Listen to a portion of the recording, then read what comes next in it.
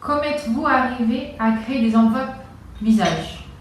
Les enveloppes visage, en réalité, racontent ma paternité. C'est-à-dire, je recevais à chaque moment, lors des visites de ma fille, des bouts de lettres, soi-disant écrites par la mère de ma fille, avec sa signature imitée, dont je ne connaissais pas d'elle. Et j'ajoute que, bien avant qu'il y ait ma paternité dans cette histoire, j'avais commencé à faire une réflexion, une méditation sur la peinture. Et un jour, je suis tombé sur une discussion qu'il y a eu entre le poète Guillaume Apollinaire, l'homme de guerre qui est revenu avec l'œil crevé, et le peintre Pablo Picasso, l'espagnol, dont la nationalité française lui fut refusée. Et une fois que je suis tombé sur la discussion qu'il y a eu entre Pablo Picasso et Guillaume Apollinaire, les critiques d'art d'alors nous racontaient et nous disaient que Pablo Picasso vient de créer un nouveau mouvement dans la peinture comme le dandisme de Marcel Duchamp. Et ce nouveau courant de mouvement de peinture était guidé entre les collaborations de Georges Braque, le peintre, et Pablo Picasso, et ils ont nommé ce nouveau courant en disant le cubisme. Et le mot cubisme en réalité vient d'une boutade de Henri Matisse, le peintre niçois, qui traita de Pablo Picasso le maître de petits cubes. Et le maître de petits cubes était devenu le nouveau génie qui avait inventé un nouveau courant de peinture.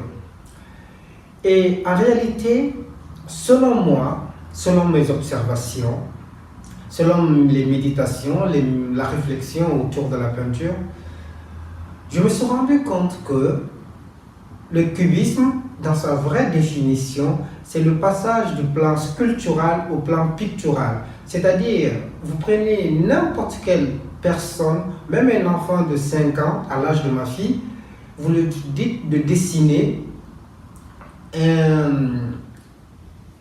le mettez en face un masque et vous lui dites de faire ce dessin.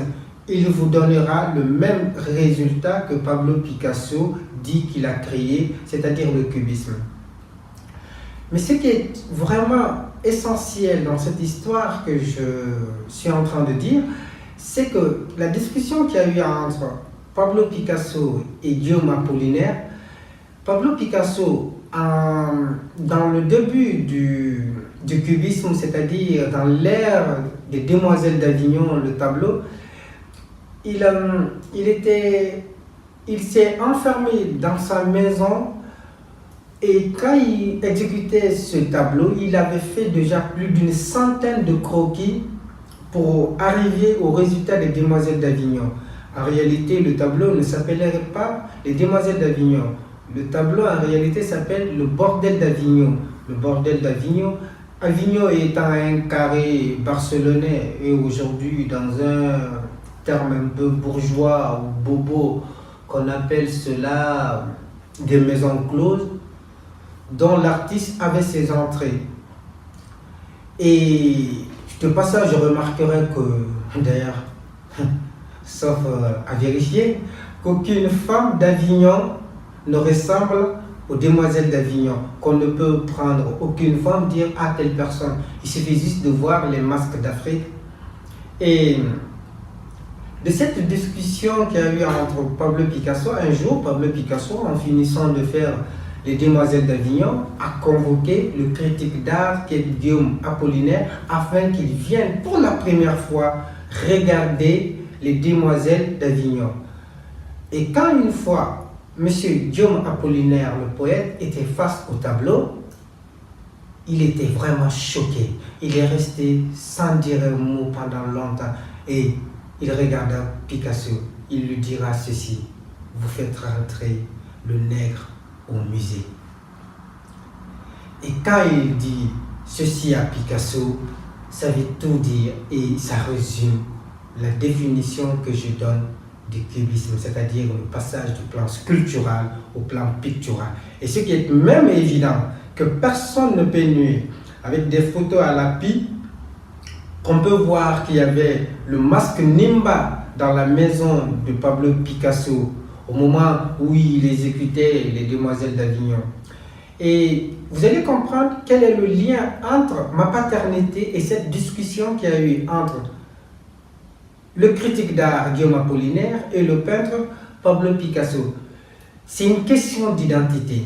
L'identité, la première personne qui va intervenir pour résoudre l'histoire et donner une autre valeur, c'est le ministre de la Culture à l'époque qui s'appelle Malraux, qui conseillera à Picasso de faire appeler le tableau Les Demoiselles d'Avignon. C'est en cela le nom fut retenu, Les Demoiselles d'Avignon.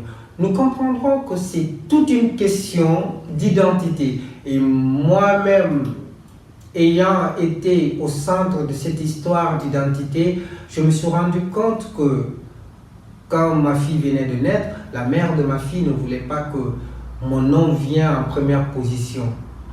Et étant moi guinéen, elle une femme française, et avait cette notion d'identité qui imprégnait sur le nom de l'enfant, quel est le nom il fallait choisir. Voilà en quelque sorte pourquoi j'ai donné des enveloppes sur les lettres que je recevais comme visage.